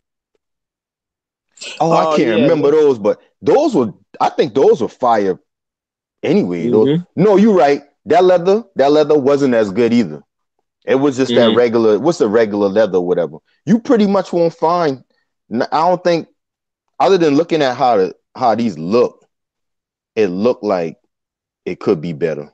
But you never know until you get it in hand and you get a chance to see, like, is it going to be the same or whatnot? Bruh, the lowest ask on those 9s, that bread patent, is $300. The red patent 9, yeah. The same ones like the ones like Flash got, the 9. Yeah. I'm about to say, yeah. That's what I was talking about. Yeah, the bread, yeah. Out of pocket. You hell, man. Not the Yada. 300. Not the Yada. Out of pocket, man. Hell no, man. On what size? And what is that in your size? Yeah, in the size 12. I think a lot of you. Yeah. Okay, so lowest ask my size is 245. 245. Yeah. So you know what? You know, I can think about that. But that was false hype too. That came out when remember when the taxes came out. Everybody got their taxes around that time. Bread toes. Yep. That one, it was that. And another one everybody went crazy for was the Hyper Royal 13s tax time. People bought all those stuff up. And I think it was like a false hype. It was just that we got tax money and we boom. I can't hate on neither one of these shoes. I'm not a big fan of 9s. I've seen these 9s because, you know, like you said, Flash had them, so I've seen him rocking these a bunch of times. I'm not hating on them. I just, man, I think we're to a point now, man. We kind of like shoe snobs a little bit, man. It takes a lot to get us excited, man. Yeah, and I'm a lot. I ain't gonna lie. A Bread 9. When I initially saw the Bread 9, I got excited because I like patent leather. It was all black, and I'm a sucker for shoes with the majority that's black. But for whatever reason, I whiffed on that shoe. I didn't get it for whatever reason, and I'm not sitting here today like, damn, I really wish I got a pair of those Bread 9s. I don't even think about them. Yeah, the Jordan 9 is just a miss for me as in general. I never have really liked the shoe that much at all. So I got to see something drastic in order for me to like the shoe. These Dream It Do It's is, they make me think of the possibility of me liking the Jordan 9 just because of what they do with the shoe. Like I'm sitting here looking at the shoe, so you can see, there's like the blue up front, then the next panel is orange, then the panel behind that is like a different blue. They have the stitching, so they have all these different colors. That's what I like. If they could do this same concept and put some different colors, that could be a shoe that I could cop. It's not like I absolutely hate the shoe. It's just they've always presented it in a way that it's like, I don't know. Maybe my favorite Jordan 9 might be one of those the Barons. Yeah, the Barons was actually a decent colorway of them. Yeah, that and I think that kind of follows what I'm talking about. They put some different colors on the shoe, even though it was just black, white, and gray. It still made it, made it decent. And Bees, I got to throw one more in there. Them damn Jordan Protos, man. Oh yeah. That's you've been talking about those. Yeah, I'm. There's still no release date on those, man, but I'm gonna need all of them. Yeah. And it's really the funny thing is, like, as I read about them, it's really a Nike shoe. Almost top to bottom. I think the Apex, the most expensive one of the bunch, which I ain't gonna lie, kind of took away from it, knowing that all it is a fly knit Jordan 1, red Jordan 1, with the translucent upper that goes up and around it. That didn't with a React sole. That kind of took the sting. That kind of put some sting in it for me. I think the other three, the Proto Reacts, I think are dope, and the 720s. I was telling Brazy about them. Those things nasty, man. So I think it's probably going to be one of the first times that Jordan's going to drop a new silhouette that I think people are actually going to like. And the price point on them is actually pretty good. I think the Protos are only $150, and I think the ones with the Jordan 1 fly knit is going to be like a $220, and I think they're going to have problems moving that one. Yeah, because then you put me in a position where I can just buy me some retros. What are the other Correct. Protos called? What's the dopest one of those that's coming out? What is the shoe called?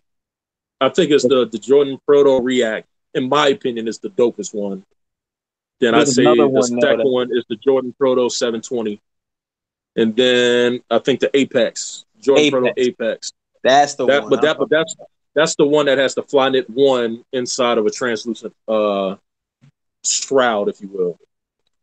Now that's the shoe that I saw that I was like, okay, this is kind of crazy. I like the concept. Yeah, that I can. Now look up that 720, man. Yeah, the Apex Utility. That's the shoe. Okay. Apex, yep. That's the one I'm talking about. Yeah, the Apex Utility, that's a dope shoe to me. But that's 720, bruh. Them hoes nasty, man. That colorway is mean. It seems like the cushioning goes well with the shoe. A lot of red, a lot of black. It's a shoe that I would definitely like to own if I can get it for the right money. Shadow Black said, how do the 9s hold up over time? In my opinion, I can't really give you an honest answer because with the Space Jam 9s, since I had them, got those and the Licking 9s, never put the Licking 9s on except for when I did my review on the video. And then the Space Jam 9s, I don't wear them enough to even say. Like, I only wear them in the summertime because of how it's cut. I wear it with shorts. So I don't really get too much wear out of my 9s. So over time, I guess I'll have them for a while. But that's not like one of my go-to sneakers I'm going to put on my Space Jam 9s. Like, That's like probably at the bottom of the list. I feel like the 9s, like they went left on it, like a little, like they went left. If you look at 3s through like 8s, and Jordans, you sort of see this natural progression on the shoe. You see them taking a little bit of elements from the previous shoe, but then advancing it, doing something different. Oh yeah, You you know? could tell that all through the whole, all You through the know? numbers. You could tell that it was going down like that. But the 8 and the 9, I feel like it's like, what? How did they go from? Because the 8 was like, look at all this different stuff going on. You got the straps, you got the sock, you got the laces. You know what I mean? You got all that stuff going on, and then the 9 and the 10, even more so. It just seems like they went backwards a little bit. I feel like on the shoe, as far as because a Jordan, like I feel like you used to expect a Jordan to just introduce something that you've never seen before on a shoe. And I feel like if you look at when the Jordan 9 came out, there's a whole bunch of shoes that look just like Jordan 9s that were out when that shoe was out at the same time. If you remember those, there's a bunch of feelers that had a similar vibe to that. There was Reeboks that had a similar vibe at the same Red time. Hills Yeah, the Grand Hills had almost like the same islands. Yeah, it was like the same shoe almost. Like if you look at that, that's the kind of maybe that's also that's what was in fashion at the time. Maybe that's what was pop. Maybe that was the style at the time as well. I don't know if the Jordan 9 started it or if they were just following what was hot at the time. So I have my 9 Space Jam. What did it drop? 2 years ago? I think 16. 16. Oh man, wasn't it 16? 3 years ago? I think it was 16. Yeah. I think it was. How it's held up. I think probably like the biggest problem for me is probably like the size, the white and the bottoms. Take a good beating. Other than that, I mean, the shoe is real easy to clean because the panels are so big. I do have a little bit of like fraying in the stitches, but I mean, they still even smell new. I mean, they hold up. They hold up pretty good. You telling the truth? They smell new? Are you telling the truth? They smell new?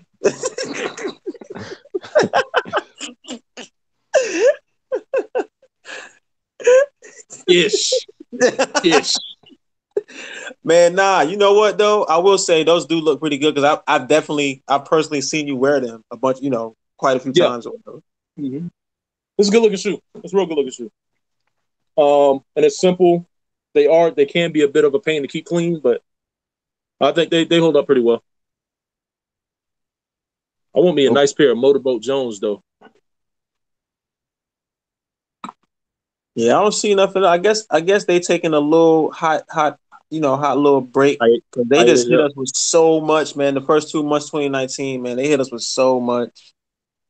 Many shoes. Plus, they're doing all these restocks and dropping all these DBs. Yeah, you give everybody a chance to kind of like take a break with some new releases and cop some restocks and all this re-releases and stuff like that. So give everybody a chance to like make some money so they can afford to buy all these shoes, man. Do something. It ain't like how last year was. Last year, boy, that picking was vicious. There was a lot of ones that we was able to pick up and flip. You had the Levi's that dropped last year too. You had free throw lines that had dropped by this point in time. You had a lot of stuff that dropped by the time March was coming around. Black Cements dropped in March last year, right? Yep. No, they dropped February. Yep, February. Remember February 17th? I think. Yeah. Mm-hmm. You had the Cements. Then right after the Cements was what was right after that, man? It was a good start. February started picking up. January was always slow, and then towards February and March, they just start hitting us with. And you never know, like these release dates change and all kind of stuff. So they probably hit us with some more dope stuff in February. Yeah, they always. March. I say that we don't see anything on the calendar, but they always got something up their sleeve too. Yeah. So it might be something that I didn't even know about by the end of this week coming up. that's done changed the whole game, or you know, this time next week we can be talking about something that we don't even know is about to happen yet. But I do definitely, you know, that's a real good question. Do you think that they're getting hip to what's going on as far as resale is concerned on these shoes? Because I definitely feel like Fat Boy was just talking about, like, by this time in the year last year, there definitely had already been a couple releases where people could have, you know, did their thing as far as flipping the shoes or whatever. And I really feel like this year, unless you was lucky enough to get your hands on one of these DBs or something like that, they haven't, either the numbers that they released in or the shoe itself. Those blue chills, that's maybe a good example. That might be the one. But once again, everybody couldn't get their hands on those. No GS pairs has been released. We're seeing a lot of foolishness going on with these GS pairs and some of these ones that's coming out now that we weren't seeing last year. You know, you think people have gotten hip, you know, the people buying the shoes trying to resell, as well as Nike, you know, getting hip to the resale game. It doesn't seem like it's the same as it was this time last year. This time, I think now more people is on to the resale. I think people are seeing, like, you can just jump off. See, with StockX and GOAT, it allow anybody to just jump off their couch and be a reseller. So I think a lot of people are more hit with, like, and I think like more so, like, people still hitting and missing or whatever. I think a lot of people has learned what sizes to get and what sizes to just to pass up on, and certain things like that. And sometimes you get sizes, you sit on them for 2 weeks to like 2 months and let it increase. It's different things, but I really think if you a company, you will want that to happen. Prime example, them salts, them Yeezys drop. Rumor was it was supposed to be a very limited release, and they still looking horrible on StockX for resale. So it's kind of like, I don't know, like, I don't know what's happening with the Yeezy or whatever. It could have been just that colorway being that plain or whatever. But if I was Nike or a company, I would love for my resale. I would love for people to resell my sneaker. That make me look like, you know, my sneaker is more hyped. And that's why I think they put out so much ones, to be honest. Yeah, because people are like, if they know they can flip them, then they're gonna buy them. So for Nike, they're like, hey, if the shoes ain't on the shelf, I don't give a damn what the hell happens to them after that. But we know if it's a shoe that's gonna flip well, that means they have to sell well initially. So they're just gonna get their cut if it's a shoe that's gonna flip well. I think the Jordan 1 as a silhouette is so strong right now, man. Like the Jordan 1s, you know what's crazy? You know how strong the Jordan 1 silhouette is right now? They dropped some mids recently and them things sold out. Oh, the liquor ones, the mids, they sold out. Yeah. So Yeah. the Jordan 1 as a silhouette right now, I think is, man, I don't know. I mean, if you want to call about, I mean, because and it's probably not that expensive to make. The retail price is low. You know what I mean? Like the Jordan 1, I think took over last year, and that thing is not letting up this year. Like you just got finished saying earlier, it's supposed to be the year of the fours. I think it's going to be, every year is going to be the year of the ones until further notice, man. Yeah. We just talked about that last night. We were saying, like, the price point, how cheap it is, and Jordan Brand is marketing the shoe as a lifestyle sneaker. So it's kind of like anybody now, they're looking at like, oh, this is a lifestyle sneaker. Everybody want the sneaker. It's not just sneakerheads. It goes with any type of lifestyle. It does, yeah. I've seen a lot of people wearing ones, man, that I use just like, okay. Like there's a lot of grandparents and people wearing Jordan 1s now, you know? Mm-hmm. So I'm not mad at it. They got my dollar. 2 years ago I became a ones fan. Still on the fence, but I'm trying to come all the way over there. But I'm digging these ones, man. You could just grab something real quick, and man, I could put these on real quick. Not too much going on with the ones. It's just easy. I think it's a great pair to go with. Easy as one of the must cops, go-to sneaker and everything, all of the above. I don't know if it's because I'm getting a little older or whatever, man. But like last year, I seriously converted to the ones, man. Like I really converted to it. And then I see myself when I'm, just trying to go out the house, trying to do something. It's hard to mess up what you're throwing on with some ones. It's just hard. It's so easy to just throw some ones on and it just complements whatever it is you got on, man. So. And I think maybe it's the simplicity of the shoe. I think the same reason that ones are dope is the same reason that Air Force Ones are dope, or a shoe like that though too. I mean, Dunks, whatever. It's the same concept, honestly. If I'm really thinking about it, some Dunks, some Air Forces, whatever. It's the same thing. That's happening there. Maybe it has that added notoriety of being a Jordan silhouette too, to it that makes it special, because I mean, I love Air Force Ones still too. I still love Dunks as well, but being a Jordan silhouette, too, kind of, makes it a little bit different because of what they've done with the shoe, the quality of the shoe, the materials that the shoe is going to be made out of. Not every single person is going to have a certain pair of ones that drop. They don't release them in the same numbers that they release some of these other shoes. And, I think it's just a thing right now. Agree. Got anything else? Time to eat. So that's a good idea. All right, let's sign out. All right, sure. This boy, Fat Boy, Clean Sneaks, underscore. Follow me. Have plenty of food and plenty of sneakers to feed your soul. I'm out. Yo, this Brazy Kicks. That's 2C's and a Z on IG. Follow me. It's gonna be nothing but sneakers, man. That's it. And dope outfits. A little something, just a little something. And I'm gonna put the links to their Instagram inside the description. And I'm Sneakerholicbeez, and I'm out.